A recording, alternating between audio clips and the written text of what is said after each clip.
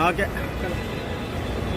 25 ఏళ్ల రాజకీయ ప్రస్థానం తెలంగాణ ప్రజల ముందు ఒక తెరిచిన పుస్తకం లాంటిది.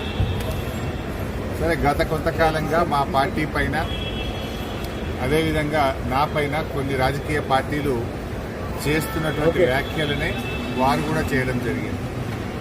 అయితే ఆ వ్యాఖ్యలు వారు ఎందుకు చేశారో అది వారి విజ్ఞతకే నేను వదిలేస్తున్నాను. కేసీఆర్ గారి నాయకత్వంలో గత 2.5 దశాబ్దాల కాలంగా ఒక క్రమశిక్షణ కలిగిన కార్యకర్తగా రాష్ట్ర సాధనలో, రాష్ట్ర అభివృద్ధిలో నేను చూపిన నిబద్ధత, నా పాత్ర అందరికీ తెలిసినటువంటిది. ఈరోజు రాష్ట్రంలో ఎరువులు దొరకక ఒకవైపు రైతులు గోసపడతా ఉన్నారు, మరొక వైపు వరద ప్రాంతాల ప్రజలు అనేక ఇబ్బందుల్లో ఉన్నారు. కేసీఆర్ గారు దశాబ్ద కాలం ఎంతో కష్టపడి నిర్మించిన వ్యవస్థలను, ఒక్కొక్క వ్యవస్థను ఉద్దేశపూర్వకంగా